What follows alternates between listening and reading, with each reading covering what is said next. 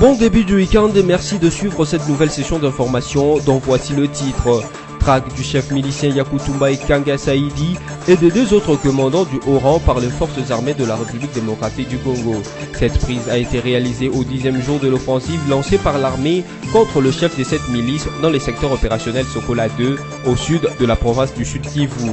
Des armes, munitions, matériel de communication et des moteurs de embarcation ont été saisis aux éléments armés de Yakutumba par l'armée congolaise. Et puis l'IDPS Limité a annoncé le jeudi 8 février la tenue de son congrès extraordinaire du 27 au 28 février 2018.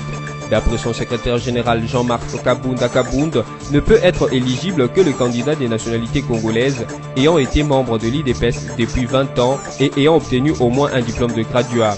Enfin, les Jeux Olympiques de Pyeongchang en Corée du Sud se sont ouverts ce vendredi 9 février 2018. Placé sous les thèmes « Pour la paix », ce jeu a une teneur beaucoup plus politique que sportive, car c'est pour la première fois que la délégation nord-coréenne traverse la frontière et participe aux Jeux Olympiques d'hiver chez leurs voisins du Sud. Traque du chef milicien Yakutumba, Ekanga Saidi, Dragila et des deux autres commandants du haut rang par les forces armées de la République démocratique du Congo. Cette prise a été réalisée au 10e jour de l'offensive lancée par l'armée congolaise contre le chef de cette milice dans les secteurs opérationnels Sokola 2 au sud de la province du Sud Kivu. 90 des 120 miliciens appartenant à cette famille des rebelles ont été aussi capturés, à s'en tenir à l'affirmation du général Filemon Yav, commandant des FARDC. La même source affirme que les bilans de ces combats fait état de 89 morts, dont on dénombre 83 rebelles et 6 soldats des FARDC. Des armes, des munitions, des matériels de communication et des moteurs des embarcations ont été saisis aux éléments armés de Yakutumba par l'armée congolaise. D'après le général Filemon Yav, la quasi-totalité des localités jadis sous contrôle de Yakutumba ont été récupérées, y compris l'ensemble de la presqu'île d'Ubwari, ainsi que tout le littoral du lac Tanganyika, partant de Kalemi à Uvira.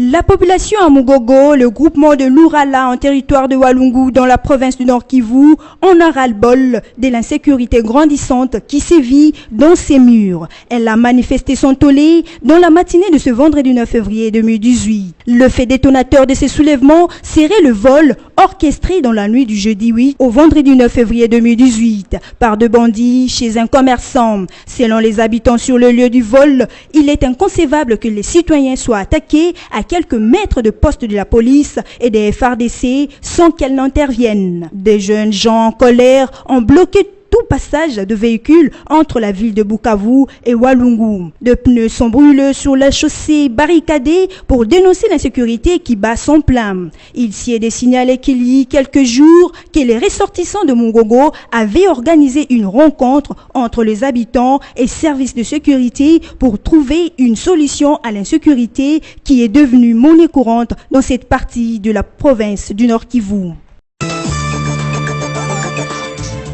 Élection du nouveau président de l'Union pour le développement et le progrès social UDPS Limité. Le congrès extraordinaire se tiendra du 26 au 27 février 2018 en vue d'élire les successeurs de Etienne Tshisekedi, décédé le 1er février 2017, a annoncé à la presse son secrétaire général Jean-Marc Kabund jeudi 8 février à Kinshasa. Au total, 617 délégués du parti et 100 invités sont attendus à ces assises dont les budgets s'élèvent à près de 170 000 $ américains. Ce montant doit provenir des cotisations des militants et cadres du parti, a précisé Jean-Marc Kabund. Il a donné quelques critères pour être candidat président de l'UDPS Limité. Il faut être de nationalité congolaise, être membre de l'UDPS Limité depuis au moins 20 ans, justifier d'un niveau d'études égal au moins au graduat et d'une expérience professionnelle et politique approuvée à travers un parcours régulier au sein de l'UDPS. Cependant, le parti fait face à beaucoup de dissidences en son sein. L'aile fidèle au Premier ministre Bruno Tshibala a déjà tenu son propre congrès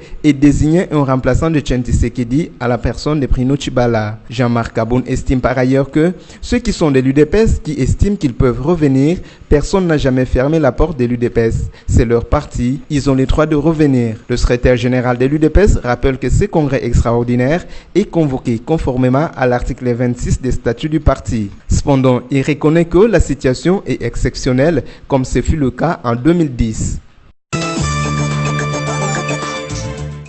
Sauter pour changer, chanter pour la paix, c'est le slogan de la 5e édition du festival Amani de Goma. La ville de Goma, dans la province du Nord Kivu, abrite depuis vendredi 9 février 2018 l'ouverture de la 5e édition du festival Amani. Une grande fête musicale pour célébrer la paix, non seulement dans l'est de la RDC, mais aussi dans toute la région du Grand Lac. En dehors de l'aspect festif, le festival Amani soutient l'entrepreneuriat de jeunes initiateurs de projets. En marge de cette opportunité, 10 projets de jeunes ont été présentés le jeudi 8 février 2018. Les 4 meilleurs d'entre eux recevront un appui financier. Outre un accompagnement de spécialistes durant leur exécution. Pour chacun de ces projets, l'appui financier est évalué à $2 500 américains. Au moins 35 000 festivaliers sont attendus en cette 5e édition. La mégastar congolaise Hervé Ferregola et Jupiter Ongwez, l'un des Congolais évoluant en international, y prendront part. 5 artistes locaux vont à leur tour présenter la ville de Goma. Des groupes traditionnels des différents territoires du Nord Kivu vont aussi étaler leur savoir-faire. Sont annexés dans la liste de festivaliers des artistes du Rwanda, du Burundi, de l'Ouganda et du Congo-Brazzaville. D'autres groupes européens et sud-africains vont aussi se produire durant cette 5e édition du festival Amani. Ouverture ce vendredi 9 février 2018 des Jeux Olympiques d'hiver à Pyeongchang en Corée du Sud. Des Jeux dont la politique relègue les athlètes au second plan, d'où le thème pour la paix entre les deux Corées. Cela se justifie par le fait que c'est pour la première fois depuis la division de la Corée il y a 70 ans qu'un membre de la famille régnante au nord se trouve au sud. Kim Young, la sœur du dirigeant nord-coréen Kim Jong-un, a participé à la cérémonie d'ouverture de ces 23e Jeux d'hiver à Pyeongchang en Corée du Sud. Et on a vu lors de la cérémonie d'ouverture défiler ensemble les athlètes des deux Corées sous les drapeaux de la péninsule réunifiée avant d'allumer la flamme olympique. Le vice-président des États-Unis, Mike Pence, présent à ces Jeux, ne cesse de marteler que Washington amplifiera les pressions sur Pyongyang. Il va donc falloir asseoir ces dignitaires à des places suffisamment éloignées sans pour autant froisser les susceptibilités diplomatiques de chacun. 92 nations ont été représentées, 2900 sportifs en compétition et 102 titres en jeu. La Corée du Nord a été représentée par 22 athlètes dont l'attitude sera scrutée, décryptée et analysée par le monde entier jusqu'au 25 février 2018, date de la clôture de ces Jeux. C'est la deuxième fois que la Corée du Sud accueille les Jeux Olympiques, 2 événements qui représentent les tournants de son histoire. Les Jeux d'été de Séoul en 1988 avaient été ceux de la reconnaissance internationale. Voici l'essentiel de titres. Traque du chef milicien Yakutumba Kanga Saidi et de 2 autres commandants du haut rang par les forces armées de la République démocratique du Congo. Cette prise a été réalisée au 10e jour de l'offensive lancée par l'armée contre le chef de cette milice dans les secteurs opérationnels Sokola 2 au sud de la province du Sud Kivu. Des armes, munitions, matériel de communication et des moteurs de embarcation ont été saisis aux éléments armés de Yakutumba par l'armée congolaise. Et puis l'IDPS Limité a annoncé le jeudi 8 février la tenue de son congrès extraordinaire du 27 au 28 février 2018. D'après son secrétaire général Jean-Marc Kabunda Kabund, ne peut être éligible que le candidat des nationalités congolaises ayant été membre de l'IDPS depuis 20 ans et ayant obtenu au moins un diplôme de graduat. Enfin, les Jeux Olympiques de Pyeongchang en Corée du Sud se sont ouverts ce vendredi 9 février 2018. Placé sous les thèmes pour la paix, ce jeu a une teneur beaucoup plus politique que sportive, car c'est pour la première fois que la délégation nord-coréenne traverse la frontière et participe aux Jeux Olympiques d'hiver chez leurs voisins du Sud. C'est la fin de ce journal, mesdames, messieurs. Merci de nous laisser vous informer.